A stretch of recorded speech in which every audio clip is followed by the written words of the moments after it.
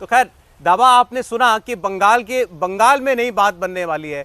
आपको लगता है बंगाल, और लोगों ने ये बार बार कहा, कई पॉलिटिकल एनालिस्ट ने, कि जिन राज्यों में बीजेपी को दिक्कत होगी बंगाल उनमें से एक राज्य है। और ममता बनर्जी वहां पर बहुत स्ट्रांग है, इसमें कोई शक नहीं है। बीजेपी को सीटें बढ़ाने के लिए बंगाल की सीटों की जरूरत पड़ने जा रही है। क्या असर? देखिए, जगह विधानसभा चुनाव की अगर हम बात करेंगे तो बीजेपी ने एक अच्छा प्रदर्शन पश्चिम बंगाल में किया था। तो ऐसा कहना कि पश्चिम बंगाल में लोकसभा चुनावों में बीजेपी अच्छा प्रदर्शन नहीं करेगी, बड़ा मुश्किल है ये कहना।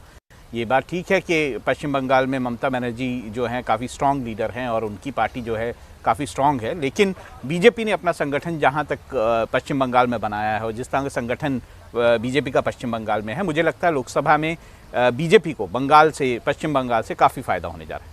ममता बनर्जी जितनी आक्रामक हुआ करती थी, उनका कुछ थोड़ा नरम तेवर पिछले दिनों दिख रहा जो आपने सीट बोला उसमें मैं कुछ और मैसेज देख रहा था। 18 सीटें बीजेपी ने, 22 टीएमसी थी, 18 बीजेपी थी।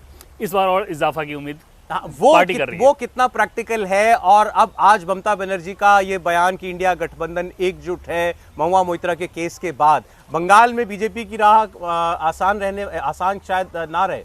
और अगर ये तीनों दल साथ आते हैं तो निश्चित तौर पे कुछ सीटों पे बहुत चुनौती मिलेगी। लेकिन अगर नंबर्स की बात करें सौरभ, तो जैसे अभी के जो 18 सीटें हैं उनमें से 3 से 4 सीटों पे कमजोर स्थिति दिख सकती है। लेकिन 3 से 4 ऐसी में कमजोर है, सुन लीजिए, 3 से 4 ऐसी नई सीटें हैं जहां पर बीजेपी का प्रोस्पेक्ट ज्यादा बेहतर हो गया। तो ओवरऑल आप नंबर देखेंगे तो 2024 के चुनाव में अभी के माहौल के हिसाब से लग रहा है कि 18 के इर्द गिर्द तो बीजेपी रहेगी वहां पे। ये ममता बनर्जी आपके लिहाज से इस ऑपोजिशन कैंप में कितना बड़ा रोल प्ले कर रही हैं इस वक्त?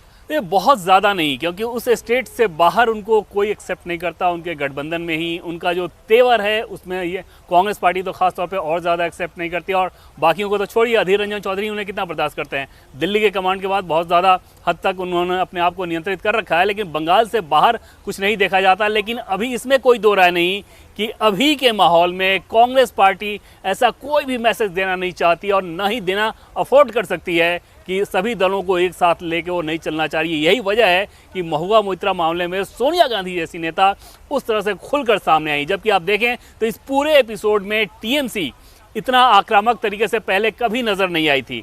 टीएमसी के नेता ना महुआ मोइत्रा का कभी बचाव करते थे, वो सीधे सीधे ये कहते थे कि अपना केस वो खुद डिफेंड कर सकती हैं। लेकिन आज क्योंकि अवसर दिखा अपोजिशन यूनिटी का, इसलिए 2024 को ध्यान में रख के इन दलों ने बैठे बैठे सरकार साहब इस पर कुछ कहना चाह रहे हैं, लेकिन अगर अलायंस में चलना है तो आपको राहुल गांधी को भी स्वीकार करना पड़ेगा।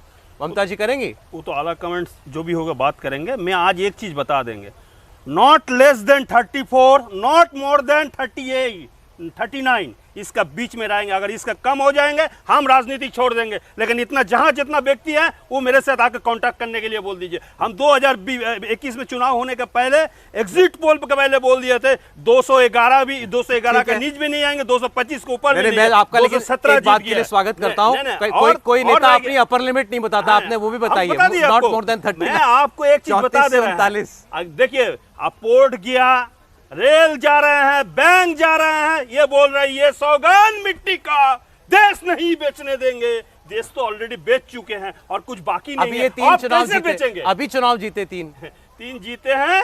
आप थोड़ा धीरज रखिए, कैसे जीते हैं आदमी को सब कुछ मालूम है।